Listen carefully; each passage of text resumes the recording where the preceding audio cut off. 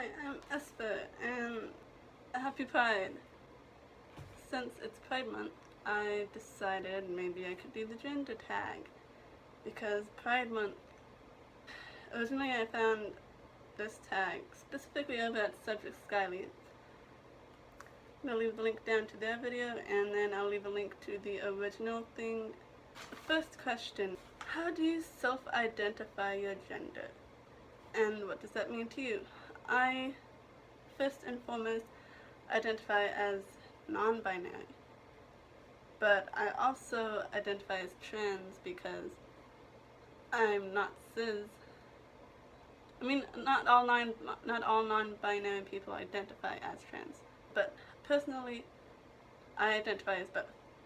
If you want to get into the specifics, there's a bunch of different labels and genders.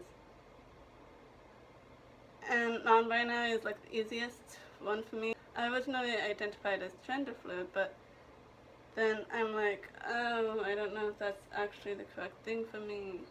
So being non-binary is not identifying as a boy or a girl, but I'm sure you already know that. Question 2, what pronouns honor you?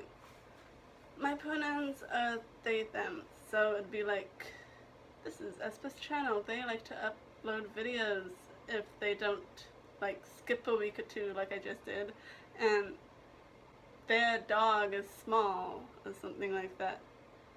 But unfortunately in our society, in this world, people just automatically gender you, so if I'm going to be gendered, I'd prefer he, him. There's a little fact for you. Describe the style of clothing that you most often wear. I most often wear t-shirts and jeans, mostly. I do occasionally wear a skirt, but I only have like one skirt and, you know, dysphoria, social dysphoria. I really do enjoy wearing a skirt. It's nice and fun, but if I'm in a skirt, people will label me as a girl, and I don't want that.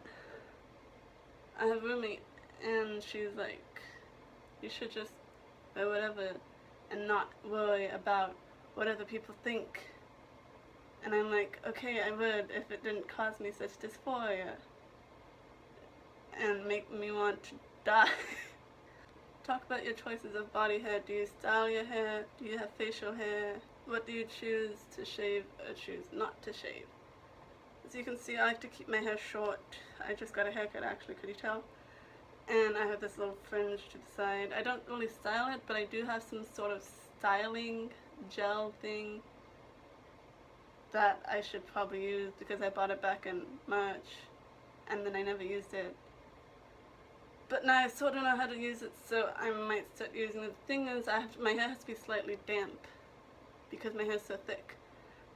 But I don't take showers in the morning, so I can't exactly style my hair in the morning.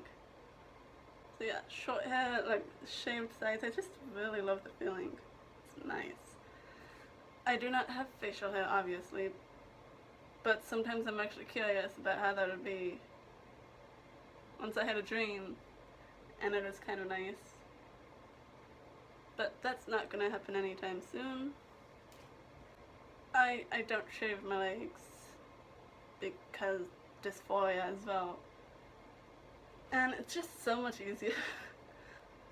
And occasionally I shave my underarms because hygiene. Talk about cosmetics. Do you choose to wear makeup? Do you paint your nails? What sort of soaps and perfumes do you use, if any? I don't wear makeup. I really don't have any interest in it. I mean, I've tried it before, like the first time ever was when I was younger, and I did not like the feeling of it, and I just generally don't like makeup, but I mean, I guess in the future I might be having some interest. I do wear sunscreen though, but I don't think that counts as a cosmetic. I don't wear nail polish usually because I usually don't have any, but sometimes I'm like, what would happen if I painted my nails? Because it's nice to have a little color, because I just have mostly black shirts, 'cause I don't know why. But it's been a while actually since I painted my nails. I haven't painted my nails since before I discovered my gender. I use basic everyday soap, and I do have a cologne bottle, but I don't use it as often. I bought it like a year or two ago. Like 2 years ago. And it's just still sitting there. Sometimes I use it, but I really don't have a reason to use it. It's just sitting there. Have you experienced being misgendered? How often? I get misgendered every single day. Because, like I said, binary world. But that's okay. Sometimes I just don't care. Sometimes it doesn't hurt as much. But, yeah. I get misgendered every day. Because, I mean, it doesn't hurt as much when it's like total strangers. I mean, it does still, sort of. But when it's total strangers, it's fine. But when it's someone I know, and they know that I do not identify as such, and they don't listen to me or really pay attention, then it's kind of meh. But I'm lucky enough to have some friends that support me in that. A friend or two, I don't know. Yeah, only my friends make an effort to do that, to gender me correctly. Nothing changed at all, I swear.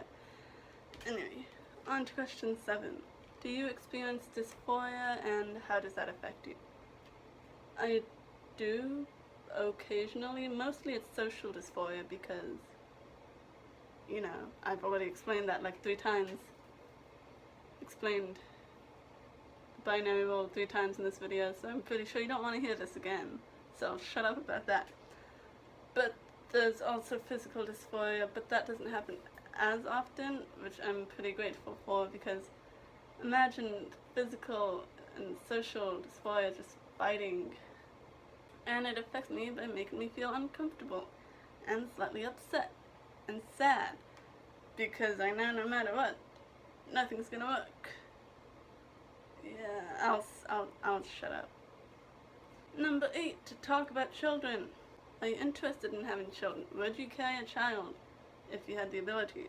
Would you want to be the primary caretaker for any children you have? Personally, I do not want children. And I don't think I would be able to carry a child, because that would really mess with my dysphoria. Yeah, that wouldn't work. So I mean, it's good that I don't really want children, because then I don't have to experience that. And if I do end up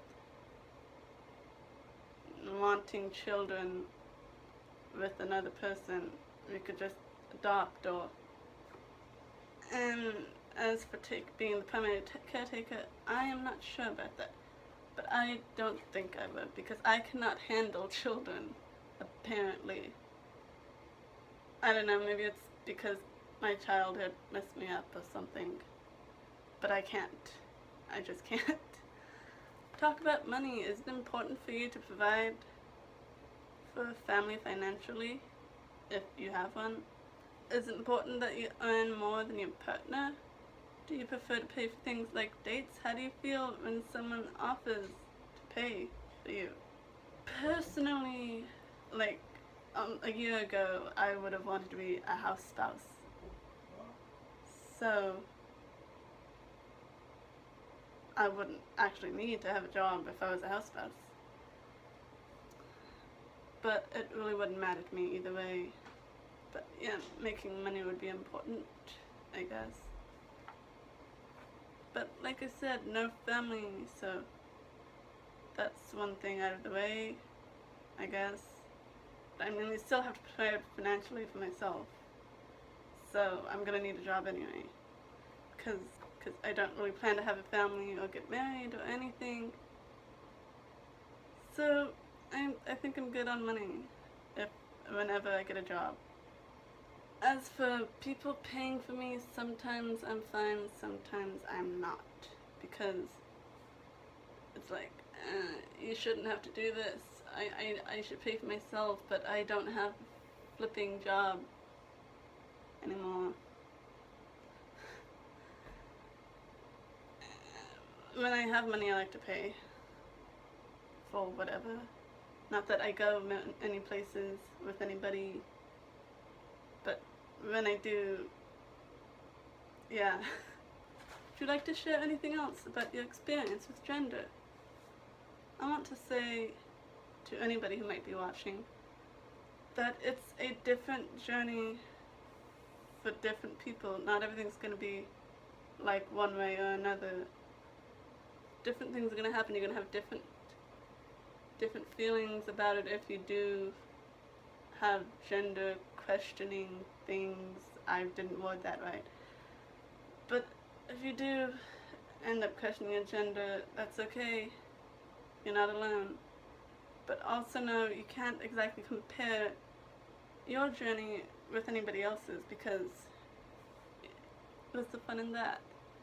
I think it would probably cause someone great dysphoria if they started to compare themselves to another person who happens to be on the same goal, plan.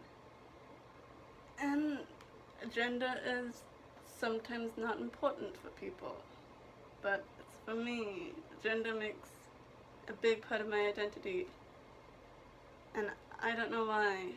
Maybe it's because, I don't know. I didn't really start exploring my gender until I was about 17 or 18. 18 probably. And it's been 2 years, and I'm here now.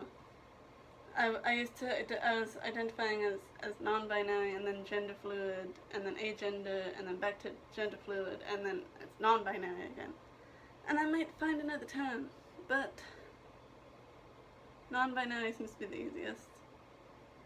Remember, there are so many genders out there.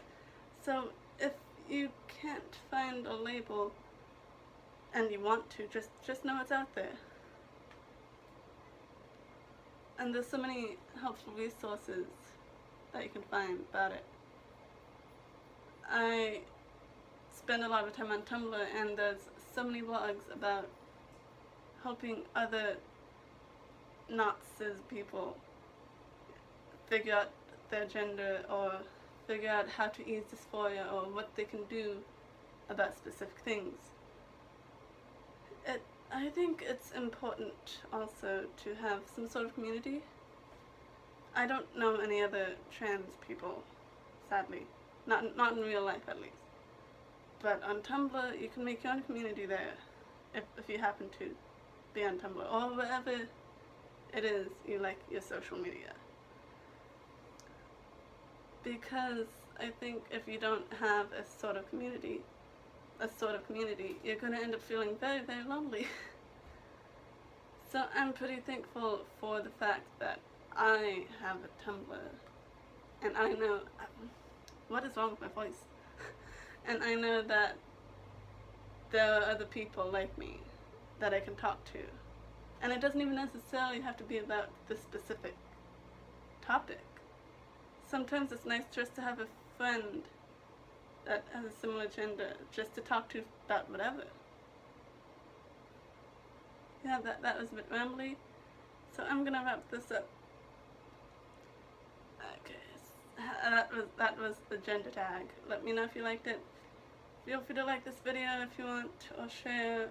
Feel free to find me on Twitter or Goodreads, or comment below if you have similar experiences, or like this video, or subscribe. Do whatever you like. And again, happy Pride Month. Bye-bye.